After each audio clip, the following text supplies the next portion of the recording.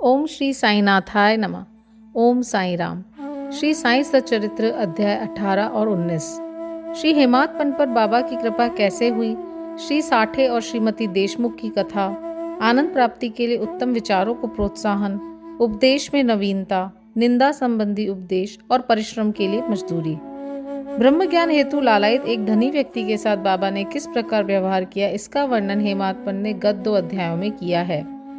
अब हेमात्पन पर किस प्रकार बाबा ने अनुग्रह कर उत्तम विचारों को प्रोत्साहन देकर उन्हें सफलीभूत किया तथा आत्मोन्नति व परिश्रम के प्रतिफल के संबंध में किस प्रकार उपदेश दिए, इनका इन 2 अध्यायों में वर्णन किया जाएगा। पूर्व विषय। यह विदित ही है कि सद्गुरु पहले अपने शिष्य की योग्यता पर विशेष ध्यान देते हैं। उनके चित्त को किंचित मात्र भी डावाडोल न कर वे उपयुक्त उपदेश देकर उन्हें आत्मानुभूति की ओर प्रेरित करते हैं। इस संबंध में कुछ लोगों का विचार है कि जो शिक्षा या उपदेश सद्गुरु द्वारा प्राप्त हो उसे अन्य लोगों में प्रसारित न करना चाहिए। उनकी ऐसी भी धारणा है कि उसे प्रकट कर देने से उसका महत्व घट जाता है। यथार्थ में यह दृष्टिकोण संकुचित है। सद्गुरु तो वर्षा ऋतु के मेघ सदृश्य हैं जो सर्वत्र एक समान बरसते हैं, अर्थात वे अपने अमृत तुल्य उपदेशों को विस्तृत क्षेत्र में प्रसारित करते हैं। प्रथमतः उनके सारांश को ग्रहण कर आत्मसात कर लें और फिर संकीर्णता से रहित होकर अन्य लोगों में प्रचार करें। यह नियम जागृत और स्वप्न दोनों अवस्थाओं में प्राप्त उपदेशों के लिए है।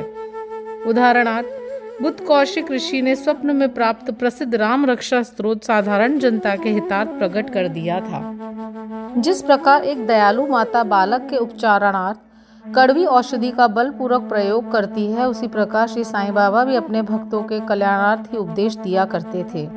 वे अपनी पद्धति गुप्त न रखकर पूर्ण स्पष्टता को ही अधिक महत्व देते थे। इसी कारण जिन भक्तों ने उनके उपदेशों का पूर्णता पालन किया वे अपने ध्येय की प्राप्ति में सफल हुए। श्री साईं बाबा जैसे सद्गुरु ही ज्ञान चक्षुओं को खोलकर आत्मा की दिव्यता का अनुभव करा देने में समर्थ हैं। विषय वासनाओं से आसक्ति नष्ट कर वे भक्तों की इच्छाओं को पूर्ण कर देते हैं, जिसके फलस्वरूप ही ज्ञान और वैराग्य प्राप्त होकर ज्ञान की उत्तरोत्तर उन्नति होती रहती है। यह सब केवल उसी समय संभव है जब हमें सद्गुरु का सानिध्य प्राप्त हो तथा सेवा के पश्चात हम उनके प्रेम को प्राप्त कर सकें। तभी भगवान भी जो भक्त काम कल्प तरु हैं हमारी सहायतार्थ आ जाते हैं। वे हमें कष्टों और दुखों से मुक्त कर सुखी बना देते हैं। यह सब प्रगति केवल सद्गुरु की कृपा से ही संभव है, जो कि स्वयं ईश्वर के प्रतीक हैं। इसलिए हमें सद्गुरु की खोज में सदैव रहना चाहिए। अब हम मुख्य विषय की ओर आते हैं। श्री साठे। एक महानुभाव का नाम श्री साठे था। क्राफर्ड के शासनकाल में कई वर्ष पूर्व उन्हें कुछ ख्याति प्राप्त हो चुकी थी। इस शासन का बंबई के गवर्नर लॉर्ड रे ने दमन कर दिया था। श्री साठे को व्यापार में अधिक हानि हुई और परिस्थितियां प्रतिकूल होने के कारण उन्हें बड़ा धक्का लगा। वे अत्यंत दुखी और निराश हो गए और अशांत होने के कारण वे घर छोड़कर किसी एकांत स्थान में वास करने का विचार करने लगे।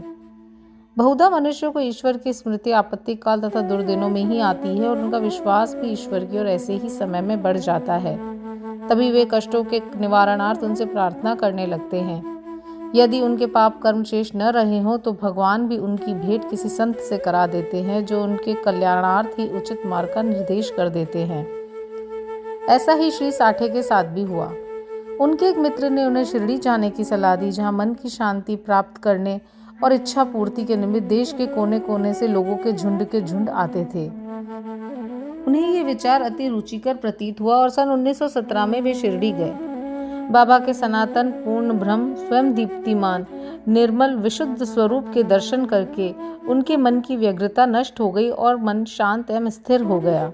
उन्होंने सोचा कि गत जन्मों के संचित शुभ कर्मों के फलस्वरूप ही आज मैं श्री साईं बाबा के पवित्र चरणों तक पहुंचने में समर्थ हो सका हूँ।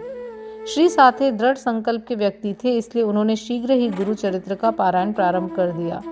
जब 1 सप्ताह में ही चरित्र की प्रथम आवृत्ति समाप्त हो गई तब बाबा ने उसी रात्रि को उन्हें एक स्वप्न दिया, जो इस प्रकार है। बाबा अपने हाथ में चरित्र लिए हुए हैं और श्री साठे को कोई विषय समझा रहे हैं तथा श्री साठे सम्मुख बैठे ध्यानपूर्वक श्रवण कर रहे हैं। जब उनकी निद्रा भंग हुई तो स्वप्न को स्मरण कर वे बहुत प्रसन्न हुए।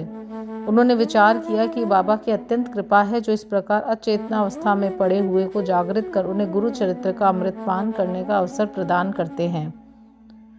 उन्होंने स्वप्न श्री काका साहेब दीक्षित को सुनाया और श्री साईं बाबा के पास प्रार्थना करने को कहा कि इसका यथार्थ अर्थ क्या है और क्या एक सप्ताह का पारायण ही मेरे लिए पर्याप्त है अथवा उसे पुनः प्रारंभ करूं।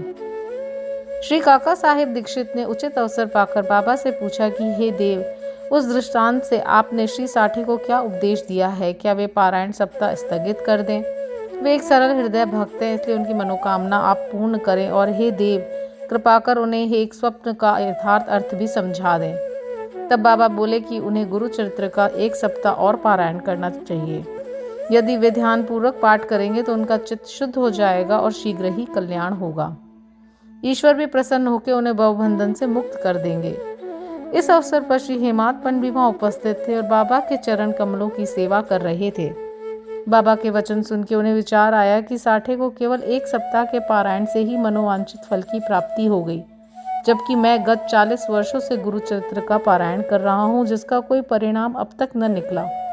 उनका केवल 7 दिनों का शिरडी निवास ही सफल हुआ और मेरा गत 7 वर्ष का सहवास क्या व्यर्थ हो गया? चातक पक्षी के समान मैं सदा उस कृपाघन की राह देखा करता हूँ जो मेरे ऊपर अमृत वर्षण करे। वे कब मुझे अपने उपदेश देने की कृपा करेंगे? ऐसा विचार उनके मस्तिष्क में आया ही था कि बाबा को सब ज्ञात हो गया। ऐसा भक्तों ने सदैव अनुभव किया है कि उनके समस्त विचारों को जानकर बाबा तुरंत कुविचारों का दमन कर उत्तम विचारों को प्रोत्साहित करते थे। हेमाद पंडित का ऐसा विचार जान के बाबा ने तुरंत आज्ञा दी कि श्यामा के यहाँ जाओ और कुछ समय उनसे वार्तालाप कर 15 रुपये दक्षिणा ले आओ। बाबा को दया आ गई थी, इसी कारण उन्होंने ऐसी आज्ञा दी। उनकी अवज्ञा करने का साहस भी किसे था। श्री हेमाद पंडित शीघ्र श्यामा के घर पहुंचे। उस समय पर श्यामा स्नान कर धोती पहन रहे थे।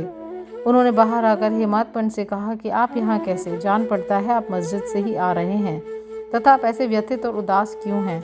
आप अकेले ही क्यों आए हैं? आइए बैठिए और थोड़ा विश्राम तो करिए, तब तक मैं पूजन आदि से निवृत्त हो जाऊं। तब तक आप कृपा करके पान आदि लें, इसके पश्चात ही हम और आप सुखपूर्वक वार्तालाप करें। ऐसा कहकर वो भीतर चले गए। दालान में बैठे बैठे हेमाद पंडित की दृष्टि अचानक खिड़की पर रखी नाथ भागवत पर पड़ी। नाथ भागवत श्री एकनाथ द्वारा महाभागवत के 11वें स्कंद पे मराठी भाषा में की हुई एक टीका है। श्री साईं बाबा की आज्ञानुसार श्री बापू साहेब जोग और श्री काका साहेब दीक्षित शिरडी में नित्य भगवत गीता का मराठी टीका सहित, जिसका नाम भावार्थ दीपिका या ज्ञानेश्वरी है, कृष्ण और भक्त अर्जुन संवाद, नाथ भागवत श्री कृष्ण उद्धव संवाद और एक नाथ का महान ग्रंथ भावार्थ रामायण का पठन किया करते थे। जब भक्तगण बाबा से कोई प्रश्न पूछने आते थे तो वे कभी आंशिक उत्तर देते और कभी उनको उपयुक्त भागवत तथा प्रमुख ग्रंथों का श्रवण करने को कहते थे, जिन्हें सुनने पर भक्तों के अपने प्रश्नों के पूर्णतः संतोषप्रद उत्तर प्राप्त हो जाते थे। श्री हेमाद पंडित भी नित्य प्रति नाथ भागवत के कुछ अंशों का पाठ किया करते थे। आज प्रातः मस्जिद को जाते समय कुछ भक्तों के सत्संग के कारण उन्होंने नित्य नियमानुसार पाठ अधूरा छोड़ दिया था। उन्होंने जैसे ही वह ग्रंथ उठाकर खोला तो अपने अपूर्ण भाग का पृष्ठ सामने देखकर उनको आश्चर्य हुआ। उन्होंने सोचा कि बाबा ने इसी कारण ही मुझे यहाँ भेजा है ताकि मैं अपना शेष पाठ पूरा कर लूँ, और उन्होंने शेष अंश का पाठ आरंभ कर लिया। पाठ पूर्ण होते ही श्यामा भी बाहर आया और उन दोनों में वार्तालाप होने लगा। हेमाद पंडित ने कहा कि मैं बाबा का एक संदेश लेकर आपके पास आया। उन्होंने मुझसे आपसे 15 रुपये दक्षिणा लाने तथा थोड़ी देर वार्तालाप कर आपको अपने साथ लेकर मस्जिद वापस आने की आज्ञा दी है। श्यामा आश्चर्य से बोले, मेरे पास तो एक फूटी कौड़ी भी नहीं, इसलिए आप रुपयों के बदले दक्षिणा में मेरे 15 नमस्कार ही ले जाओ। तब हेमाद पंडित ने कहा, ठीक है, मुझे आपके 15 नमस्कार ही स्वीकार हैं। आइए अब हम कुछ वार्तालाप करें और कृपा कर बाबा की कुछ लीलाएं आप मुझे सुनाएं, जिससे पाप नष्ट हो। श्यामा बोले, तो कुछ देर बैठो। इस ईश्वर बाबा की लीला अद्भुत है। कहाँ मैं एक अशिक्षित देहाती और कहाँ आप एक विद्वान। यहाँ आने के पश्चात तो आप बाबा की अनेक लीलाएं स्वयं देख चुके हैं, जिनका अब मैं आपके समक्ष कैसे वर्णन कर सकता हूँ। अच्छा, यह पान सुपारी तो खाओ, तब तक मैं कपड़े पहन लूँ। थोड़ी देर में श्यामा बाहर आया और फिर दोनों में इस प्रकार वार्तालाप होने लगा। श्यामा बोले, इस परमेश्वर बाबा की लीलाएं अगाध है, जिसका कोई पार नहीं। वे तो लीलाओं से अलिप्त रहकर सदैव विनोद किया करते हैं। इसे हम अज्ञानी जीव क्या समझ सकें? बाबा स्वयं ही क्यों नहीं कहते? आप सरीखे विद्वान को मुझ जैसे मूर्ख के पास क्यों भेजा है? उनकी ये कार्य प्रणाली ही कल्पना के परे है। मैं तो इस विषय में केवल इतना ही कह सकता हूँ कि वे लौकिक नहीं हैं। इस भूमिका के साथ ही साथ श्यामा ने कहा, अब मुझे एक स्मृति हो आई है जिसे मैं व्यक्तिगत रूप से जानता हूँ। जैसी भक्त की निष्ठा और भाव होता है, बाबा भी उसी प्रकार उनकी सहायता करते हैं। कभी कभी तो बाबा भक्त की कठिन परीक्षा लेकर ही उसे उपदेश दिया करते हैं। उपदेश शब्द सुनकर साठे के गुरु चरित्र पारायण की घटना का तत्काल स्मरण करके हेमादपन को रोमांच हो आया। उन्होंने सोचा, कदाचित बाबा ने मेरे चित्त की चंचलता नष्ट करने के लिए ही मुझे यहाँ भेजा है। फिर भी वे अपने विचार प्रकट न कर श्यामा की कथा को ध्यानपूर्वक सुनने लगे। उन सब कथाओं का सार केवल यही था कि अपने भक्तों के प्रति बाबा के मन में कितनी दया और स्नेह है। इन कथाओं को श्रवण कर हेमादपन को आंतरिक उल्लास का अनुभव होने लगा। तब श्यामा ने नीचे लिखी कथा कही। श्रीमती राधाबाई देशमुख। एक समय एक वृद्धा श्रीमती राधाबाई, जो खाशाबा देशमुख की माँ थी, बाबा की कीर्ति सुनकर संगमनेर के लोगों के साथ शिरडी आई। बाबा के श्री दर्शन कर उन्हें अत्यंत प्रसन्नता हुई। श्री साईं चरणों में उनकी अटल श्रद्धा थी, इसलिए उन्होंने निश्चय किया कि जैसे भी हो बाबा को अपना गुरु बनाकर उनसे उपदेश ग्रहण किया जाए। आमरण अनशन का दृढ़ निश्चय कर अपने विश्राम गृह में आकर उन्होंने अन्न जल त्याग दिया और इस प्रकार 3 दिन व्यतीत हो गए। माधव और देश पांडे इस श्रद्धा की अग्नि परीक्षा से बिल्कुल भयभीत हो गए और बाबा से प्रार्थना करने लगा कि देवा, आपने अब क्या करना आरंभ कर दिया है? ऐसे कितने लोगों को आप यहाँ आकर्षित किया करते हो। आप उस वृद्ध महिला से पूर्ण परिचित हैं जो हठपूर्वक आप पे अवलंबित है। यदि आपने कृपा दृष्टि कर उसे उपदेश न दिया और यदि दुर्भाग्यवश उसे कुछ हो गया तो लोग व्यर्थ ही आपको दोषी ठहराएंगे और कहेंगे कि बाबा से उपदेश प्राप्त न होने की वजह से उसकी मृत्यु हो गई है। इसलिए अब दया कर उसे आशीष और उपदेश दीजिए। वृद्धा का ऐसा दृढ़ निश्चय देखकर बाबा ने उसे अपने पास बुलाया और मधुर उपदेश देकर उसकी मनोवृत्ति परिवर्तित कर कहा कि हे माता, क्यों व्यर्थ ही तुम यातना सहन कर मृत्यु का आलिंगन करना चाहती हो। तुम मेरी माँ और मैं तुम्हारा बेटा। तुम मुझ पर दया करो और जो मैं कुछ कहूँ उसे ध्यानपूर्वक सुनो। मैं अपनी स्वयं की कथा तुमसे कहता हूँ और यदि तुम उसे ध्यानपूर्वक श्रवण करोगी तो तुम्हें अवश्य परम शांति प्राप्त होगी। मेरे एक गुरु जो बड़े सिद्ध पुरुष थे, मुझ पे बड़े दयालु थे। दीर्घ काल तक मैं उनसे कभी अलग होना भी नहीं चाहता था। मेरी प्रबल उत्कंठा थी कि उनकी सेवा कर जिस प्रकार भी संभव हो मंत्र प्राप्त करूं, परंतु उनकी रीति न्यारी ही थी। उन्होंने पहले मेरा मुंडन कर मुझसे 2 पैसे दक्षिणा में मांगे, जो मैंने तुरंत उसे दे दिए। यदि तुम प्रश्न करो कि मेरे गुरु जब पूर्ण निष्काम थे तो उन्हें पैसे मांगना क्या शोभनीय था और फिर उन्हें विरक्त भी कैसे कहा जा सकता था, इसका उत्तर केवल यह है कि वे कंचन को ठुकराया करते थे क्योंकि उन्हें उसकी स्वप्न में भी आवश्यकता नहीं थी। उन 2 पैसों का अर्थ था दृढ़ निश्चय और धैर्य। जब मैंने दोनों वस्तुएं उन्हें अर्पित कर दी तो अत्यंत प्रसन्न हुए। मैंने 12 वर्ष उनके श्री चरणों की सेवा में ही व्यतीत किए। उन्होंने ही मेरा भरण पोषण किया, अतः मुझे भोजन और वस्त्रों का कोई अभाव न था। वे प्रेम की मूर्ति थे, अथवा यूं कहो कि वे प्रेम के साक्षात अवतार थे। मैं उनका वर्णन ही कैसे कर सकता हूँ, क्योंकि उनका तो मुझ पर अधिक स्नेह था और उनके समान कोई बिरला ही गुरु मिलेगा। जब मैं उनकी ओर निहारता तो मुझे ऐसा प्रतीत होता था कि वे गंभीर मुद्रा में ध्यान मग्न हैं और तब हम दोनों आनंदित हो जाते थे। 8 प्रहर में एकटक उनके ही श्रीमुख की ओर निहारा करता था। मैं भूख और प्यास की सुध-बुध खो बैठा और उनके दर्शनों के बिना मैं अशांत हो उठता था। गुरु सेवा की चिंता के अतिरिक्त मेरे लिए और कोई चिंतनीय विषय या पदार्थ नहीं था। मुझे तो सदैव उन्हीं का ध्यान रहता था, अतः मेरा मन उनके चरण कमलों में लीन हो गया। यह हुई 1 पैसे की दक्षिणा। धैर्य है दूसरा पैसा। मैं धैर्यपूर्वक बहुत काल तक प्रतीक्षा कर गुरु सेवा करता रहा। यही धैर्य तुम्हें भी भवसागर से पार उतार देगा। धैर्य ही मनुष्य में मनुष्यत्व है। धैर्य धारण करने से समस्त पाप और मोह नष्ट होकर उनके हर प्रकार के संकट दूर होते तथा भय जाता रहता है। इसी प्रकार तुम्हें भी अपने ध्येय की प्राप्ति हो जाएगी। धैर्य तो गुणों की खदान व उत्तम विचारों की जननी है। निष्ठा और धैर्य वो जुड़वा बहनों के समान है जिनमें परस्पर प्रगाढ़ प्रेम है। मेरे गुरु मुझसे किसी वस्तु की आकांक्षा न रखते थे। उन्होंने कभी मेरी उपेक्षा न की, वरन सदैव रक्षा करते रहे। यद्यपि मैं सदैव उनके चरणों के समीप ही रहता था, फिर भी कभी किन्हीं अन्य स्थानों पर यदि चला जाता तो भी मेरे प्रेम में कभी कमी न हुई। वे सदा मुझ पर कृपा दृष्टि रखते थे। जिस प्रकार कछुई प्रेम दृष्टि से अपने बच्चों का पालन करती है, चाहे वे उसके समीप हों अथवा नदी के उस पार, सो हे माँ, मेरे गुरु ने तो मुझे कोई मंत्र सिखलाया ही नहीं, तब मैं तुम्हारे कान में कोई मंत्र कैसे फूंकूं। केवल इतना ही ध्यान रखो कि गुरु की भी कछुए के समान ही प्रेम दृष्टि से हमें संतोष प्राप्त होता है। इस कारण व्यर्थ में किसी से उपदेश प्राप्त करने का प्रयत्न न करो। मुझे ही अपने विचारों तथा कर्मों का मुख्य ध्येय बना लो और तब तुम्हें निसंदेह ही परमार्थ की प्राप्ति हो जाएगी। मेरी और अन्य भाव से देखो तो मैं भी तुम्हारी और वैसे ही देखूंगा। इस मस्जिद में बैठकर मैं सत्य ही बोलूंगा कि किन्हीं साधना या शास्त्रों के अध्ययन की आवश्यकता नहीं, वरन केवल गुरु में विश्वास ही पर्याप्त है।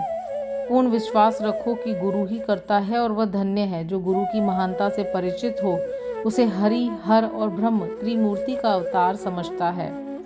इस प्रकार समझाने से वृद्ध महिला को सांत्वना मिली और उसने बाबा को नमन कर अपना उपवास त्याग दिया। यह कथा ध्यानपूर्वक एकाग्रता से श्रवण कर तथा उसके उपयुक्त अर्थ पर विचार कर हेमात्पन को बड़ा आश्चर्य हुआ। उनका हृदय भर आया, उन्हें रोमांच हो उठा। अत्यंत आनंद विभोर हो जाने से उनका कंठ रुंध गया और वे मुख से एक शब्द भी न बोल सके। उनकी ऐसी स्थिति देख श्यामा ने पूछा कि आप ऐसे स्तब्ध क्यों हो गए, बात क्या है? बाबा की तो इस प्रकार की लीला अगणित है जिनका वर्णन मैं किस मुख से करूं। ठीक उसी समय मस्जिद में घंटानाद होने लगा, जो कि मध्याह्न पूजन तथा आरती के आरंभ का द्योतक था। तब श्यामा और हेमात्पन भी शीघ्र ही मस्जिद की ओर चले। बापू साहब जोग ने पूजन आरंभ कर दिया था। स्त्रियां मस्जिद में ऊपर खड़ी थी और पुरुष वर्ग नीचे मंडप में। सब उच्च स्वर में वाद्यों के साथ साथ आरती गा रहे थे। तभी हेमात्पन का हाथ पकड़े हुए श्यामा भी ऊपर पहुंचे और बाबा के दाहिनी ओर हेमात्पन बाबा के सामने बैठ गए। उन्हें देख बाबा ने श्यामा से लाई हुई दक्षिणा देने के लिए कहा। तब हेमात्पन ने उत्तर दिया कि रुपयों के बदले श्यामा ने मेरे द्वारा आपको 15 नमस्कार भेजे हैं तथा स्वयं ही यहाँ आके उपस्थित हो गए हैं। बाबा ने कहा, अच्छा ठीक है, तो अब मुझे बताओ कि तुम दोनों में आपस में किस प्रकार किस विषय पर वार्तालाप हुआ। तब घंटे, ढोल और सामूहिक गान की ध्वनि की चिंता न करते हुए हेमात्पन उत्कंठापूर्वक उन्हें वह वार्तालाप सुनाने लगे। बाबा भी सुनने को अति उत्सुक थे, इसलिए वे तकिया छोड़कर थोड़ा आगे झुक गए। हेमात्पन ने कहा कि वार्ता अति सुखदायी थी। विशेषकर उस वृद्ध महिला की कथा तो ऐसी अद्भुत थी कि जिसे श्रवण कर मुझे तुरंत ही विचार आया कि आपकी लीलाएं अगाध हैं और इस कथा की ही ओट में आपने मुझ पर विशेष कृपा की है। तब बाबा ने कहा, यह तो बड़ी ही आश्चर्यपूर्ण बात है। अब मेरी तुम पर कृपा कैसे हुई, इसका पूर्ण विवरण सुनाओ। कुछ काल पूर्व सुना वार्तालाप जो उनके हृदय पटल अंकित हो चुका था, वह सब उन्होंने बाबा को सुना दिया। वार्ता सुनकर बाबा अति प्रसन्न हो कहने लगे, क्या कथा से प्रभावित हो इसका अर्थ भी तुम्हारी समझ में आया है? तब हेमात्पन ने उत्तर दिया, हाँ बाबा, आया तो है। उससे मेरे चित्त की चंचलता नष्ट हो गई है। अब यथार्थ में मैं वास्तविक शांति और सुख का अनुभव कर रहा हूँ तथा मुझे सत्य मार्ग का पता चल गया है। तब बाबा बोले, सुनो, मेरी पद्धति भी अद्वितीय है। यदि इस कथा का स्मरण रखोगे तो यह बहुत ही उपयोगी सिद्ध होगी। आत्मज्ञान प्राप्त करने के लिए ध्यान अत्यंत आवश्यक है और यदि तुम इसका निरंतर अभ्यास करते रहोगे तो कुप्रवृत्तियां शांत हो जाएगी। तुम्हें आसक्ति रहित होकर सदैव ईश्वर का ध्यान करना चाहिए जो सर्व प्राणियों में व्याप्त है, और जब इस प्रकार का मन एकाग्र हो जाएगा तो तुम्हें ध्येय की प्राप्ति हो जाएगी। मेरे निराकार सच्चिदानंद स्वरूप का ध्यान करो, जैसे कि तुम मुझे दिन रात यहाँ देखते हो। इस प्रकार तुम्हारी वृत्तियां केंद्रित हो जाएंगी तथा ध्याता, ध्यान और ध्येय का पृथकत्व नष्ट हो ध्याता चैतन्य से एकत्व को प्राप्त कर ब्रह्म के साथ अभिन्न हो जाएगा। कछुई नदी के इस किनारे पे रहती है और उसके बच्चे दूसरे किनारे पे। न वह उन्हें दूध पिलाती है और न ही हृदय से लगाती है, वरन केवल उसकी प्रेम दृष्टि से ही उनका भरण पोषण हो जाता है। छोटे बच्चे भी कुछ न करके केवल अपनी माँ का ही स्मरण करते रहते हैं। उन छोटे छोटे बच्चों पर कछुए की केवल दृष्टि ही उन्हें अमृत तुल्य आहार और आनंद प्रदान करती है। ऐसा ही गुरु और शिष्य का भी संबंध है। बाबा ने ये अंतिम शब्द कहे ही दे कि आरती समाप्त हो गई और सबने उच्च स्वर से कहा, श्री सच्चिदानंद सद्गुरु साईनाथ महाराज की जय। प्रिय पाठकों, कल्पना करो कि हम सब भी उस समय उसी भीड़ और जय जयकार में सम्मिलित हैं। आरती समाप्त होने पर प्रसाद वितरण हुआ। बाबू साहब जो हमेशा की तरह आगे बढ़े और बाबा को नमस्कार कर मुट्ठी भर मिश्री का प्रसाद बाबा को दिया। यह मिश्री हेमात्पन को देकर वे बोले कि यदि तुम इस कथा को अच्छी तरह से सदैव स्मरण रखोगे तो तुम्हारी भी स्थिति इस मिश्री के समान मधुर होकर समस्त इच्छाएं पूर्ण हो जाएगी और तुम सुखी हो जाओगे। हेमात्पन ने बाबा को साष्टांग प्रणाम किया और स्तुति की कि प्रभु इसी प्रकार दया कर सदैव मेरी रक्षा करते रहो। तब बाबा ने आशीर्वाद देकर कहा कि इन कथाओं को श्रवण कर नित्य मनन तथा निध्यासन कर तत्व ग्रहण करो, तब तुम्हें ईश्वर का सदा स्मरण तथा ध्यान बना रहेगा और वह स्वयं तुम्हारे समक्ष अपने स्वरूप को प्रकट कर देगा।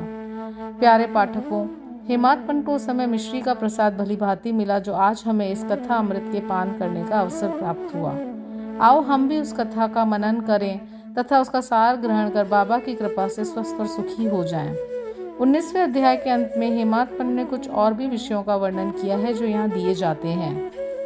अपने बर्ताव के संबंध में बाबा का उपदेश। नीचे दिए हुए अमूल्य वचन सर्वसाधारण भक्तों के लिए हैं और यदि उन्हें ध्यान में रखकर आचरण में लाया गया तो सदैव ही कल्याण होगा।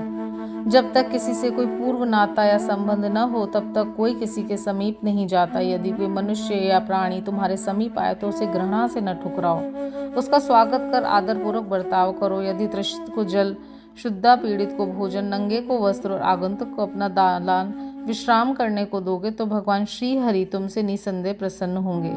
यदि कोई तुमसे द्रव्य याचना करे और तुम्हारी इच्छा देने की न भी हो तो न दो, परंतु उसके साथ अभद्र व्यवहार न करो। तुम्हारी कोई कितनी ही निंदा क्यों न करे फिर भी कटु उत्तर देकर उस पर क्रोध न करो।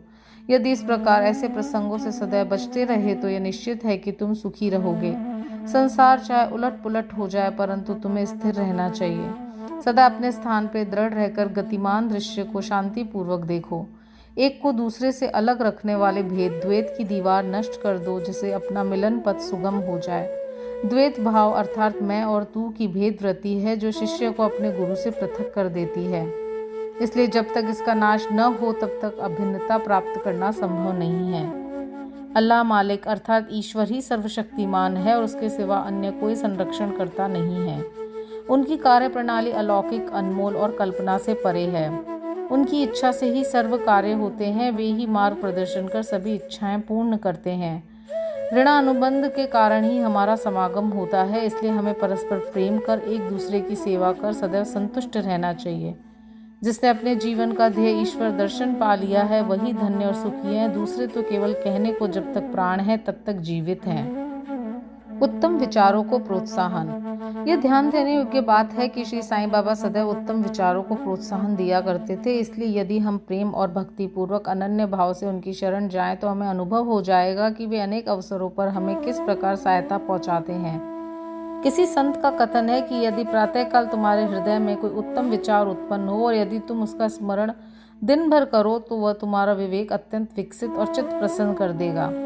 हेमात्मन भी इसका अनुभव करना चाहते थे, इसलिए इस पवित्र शिरडी भूमि पर अगले गुरुवार के समूचे दिन नाम स्मरण और कीर्तन में व्यतीत करूं, ऐसा विचार कर वे सो गए। दूसरे दिन प्रातःकाल उठने पर उन्हें सहज ही राम नाम का स्मरण हो आया, जिससे वे प्रसन्न हुए और नित्य कर्म समाप्त कर कुछ पुष्प लेकर बाबा के दर्शन करने गए। जब वे दीक्षितवाड़ा पार कर पूटीवाड़े के समीप से जा रहे थे तो उन्हें एक मधुर भजन की ध्वनि जो मस्जिद की ओर से आ रही थी सुनाई पड़ी। एक नाथ का यह भजन औरंगाबाद कर मधुर लय पूर्वक बाबा के समक्ष गा रहे थे। गुरु कृपा अंजन पायो मेरे भाई, राम बिना कुछ मानत नाही। अंदर रामा बाहर रामा, सपने में देखत सीता राम। जागत रामा सोवत रामा, जहाँ देखे वहीं पूरन कामा। एका जनार्दनी अनुभव नीका, जहाँ देखे वह राम सरीखा। भजन अनेकों हैं परंतु विशेषकर यह भजन ही क्यों औरंगाबाद करने चुना? क्या ये बाबा द्वारा ही संयोजित विचित्र अनुरूपता नहीं है? क्या यह हेमात्मन के पिछले दिन अखंड राम नाम स्मरण के संकल्प को प्रोत्साहन देना नहीं है? सभी संतों का इस संबंध में एक ही मत है और सभी राम नाम के जाप को प्रभावकारी तथा भक्तों की इच्छा पूर्ति और सभी कष्टों से छुटकारा पाने के लिए इसे एक अमोघ उपाय बतलाते हैं। निंदा संबंधी उपदेश। उपदेश देने के लिए किसी विशेष समय या स्थान की प्रतीक्षा न कर बाबा यथा योग्य स्थान पर ही स्वतंत्रता पूर्वक उपदेश दिया करते थे।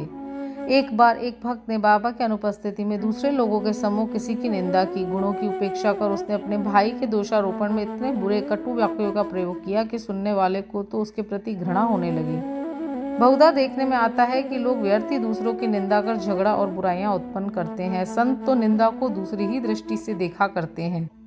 उनका कथन है कि शुद्धि के लिए अनेक विधियों में मिट्टी, जल और साबुन पर्याप्त है, परंतु निंदा करने वालों की उपयोगिता भिन्न ही होती है। वे दूसरों के दोषों को केवल अपनी जीवा से ही दूर करते हैं और इस प्रकार वे दूसरों की निंदा कर उनका उपकार ही किया करते हैं, जिसके लिए वे धन्यवाद के पात्र हैं। निंदक को उचित मार्ग पर लाने के लिए साईं बाबा की पद्धति सर्वथा ही भिन्न थी। वे तो सर्वज्ञ थे ही, इसलिए उस निंदक के कार्य को वे समझ गए। मध्याह्न काल में जब लेंडी शिरडी गांव के पास में बहने वाला नाला के समीप उससे भेंट हुई तब उन्होंने विष्ठा खाते एक सूअर की ओर उंगली उठाकर उससे कहा कि देखो वह कितने प्रेम पूर्वक विष्ठा खा रहा है। तुम भी जी भर के अपने भाई को सदा अपशब्द कहा करते हो। यह तुम्हारा आचरण भी ठीक इसी के ही सदृश्य है। अनेक शुभ कर्मों के परिणाम स्वरूप ही तुम्हें मानव तन प्राप्त हुआ है, और इसलिए यदि तुमने इसी प्रकार आचरण किया तो शिरडी भी तुम्हारी सहायता क्या कर सकेगी। भक्त ने उपदेश ग्रहण कर लिया और वहां से चला गया। इस प्रकार प्रसंगानुसार ही वे उपदेश दिया करते थे। यदि उन पर ध्यान देकर नित्य उनका पालन किया जाए तो आध्यात्मिक ध्येय अधिक दूर न होगा। यह कहावत प्रचलित है कि यदि मेरा श्री हरि होगा तो मुझे चारपाई पर बैठे बैठे ही भोजन पहुंचाएगा। यह कहावत भोजन और वस्त्र के विषय में सत्य प्रतीत हो सकती है, परंतु यदि कोई इस पर विश्वास कर आलस्यवश बैठा रहे तो आध्यात्मिक क्षेत्र में कुछ भी प्रगति न कर उल्टे पतन के घोर अंधकार में निमग्न हो जाएगा। इसलिए आत्मा अनुभूति प्राप्ति के लिए प्रत्येक को अनवरत प्रयत्न करना चाहिए, और जितना प्रयत्न वह करेगा उतना ही उसके लिए लाभप्रद भी होगा। बाबा ने कहा कि मैं तो सर्वव्यापी हूँ और विश्व के समस्त भूतों तथा चराचर में व्याप्त रहकर भी अनंत हूँ। केवल उनके भ्रम निवारणार्थी, जिनकी दृष्टि में वे 3.5 हाथ के मानव थे, स्वयं सगुण रूप धारण कर अवतीर्ण हुए। इसलिए जो भक्त अनन्य भाव से उनकी शरण आए और जिन्होंने दिन रात उनका ध्यान किया, उन्हें उनसे अभिन्नता प्राप्त हुई। जिस प्रकार की माधुर्य और मिश्री, लहर और समुद्र, नेत्र और कांति में अभिन्नता हुआ करती है, जो आवागमन के चक्र से मुक्त होना चाहते हैं वे शांत और स्थिर होकर अपना धार्मिक जीवन व्यतीत करें। दुखदायी कटु शब्दों के प्रयोग से किसी को दुखित न कर सदैव उत्तम कार्यों में संलग्न रहकर अपना कर्तव्य करते हुए अनन्य भाव से भय रहित तो उनकी शरण में जाना चाहिए। जो पूर्ण विश्वास से उनकी लीलाओं का श्रवण कर उनका मनन करेगा तथा अन्य वस्तुओं की चिंता त्याग देगा, उसे निसंदेही आत्म अनुभूति की प्राप्ति होगी। उन्होंने अनेकों से नाम का जाप कर उनकी शरण में आने को कहा। जो ये जानने को उत्सुक थे कि मैं कौन हूँ, बाबा ने उन्हें भी लीलाएं श्रवण और मनन करने का परामर्श दिया। किसी को भगवत लीलाओं का श्रवण, किसी को भगवत पाद पूजन, तो किसी को अध्यात्म रामायण व ज्ञानेश्वरी तथा धार्मिक ग्रंथों का पठन एवं अध्ययन करने को कहा। अनेकों को अपने चरणों के समीप रखकर बहुतों को खंडोबा के मंदिर में भेजा तथा अनेकों को विष्णु सहस्रनाम का जाप करने व छांदों के उपनिषद तथा गीता का अध्ययन करने को कहा। उनके उपदेशों की कोई सीमा न थी। उन्होंने किन्हीं को प्रत्यक्ष, बहुतों को स्वप्न में दृष्टांत दिए। एक बार वे एक मदिरा सेवी के स्वप्न में प्रकट होकर उसकी छाती पर चढ़ गए और जब उसने मद्यपान त्यागने की शपथ खाई तभी उसे छोड़ा। किसी किसी को मंत्र जैसे गुरु ब्रह्मा आदि का अर्थ स्वप्न में समझा तथा कुछ हठ योगियों को हठ योग छोड़ने का निर्देश देकर चुपचाप बैठ धैर्य रखने को कहा। उनसे सुगम पथ और विधि का वर्णन ही असंभव है। साधारण सांसारिक व्यवहारों में उन्होंने अपने आचरण द्वारा ऐसे अनेकों उदाहरण प्रस्तुत किए, जिनमें से एक यहाँ नीचे दिया गया है। परिश्रम के लिए मजदूरी। एक दिन बाबा ने राधा कृष्ण माई के घर के समीप आकर एक सीढ़ी लाने को कहा। तब एक भक्त सीढ़ी ले आया और उनके बतलाए अनुसार वामन गोंद करके घर पर उसे लगाया। वे उनके घर पर चढ़ गए और राधा कृष्ण माई के छप्पर से होकर दूसरी छोर से नीचे उतर आए। इसका अर्थ किसी की समझ में ना आया। राधा कृष्ण माई इस समय ज्वर से कांप रही थी, इसलिए हो सकता है उनका ज्वर दूर करने के लिए उन्होंने ऐसा किया हो। नीचे उतरने के पश्चात शीघ्र उन्होंने सीढ़ी लाने वाले को 2 रुपये पारिश्रमिक स्वरूप दिया। तब एक ने साहस कर उनसे पूछा कि इतने अधिक पैसे देना क्या अर्थ रखता है। उन्होंने कहा कि किसी से बिना उसके परिश्रम का मूल्य चुकाए कार्य न कराना चाहिए और कार्य करने वाले को उसे श्रम का शीघ्र निपटारा कर उदार हृदय से मजदूरी देनी चाहिए। श्री सद्गुरु साईनाथार्पणमस्तु। शुभम भवतु। ओम साई राम।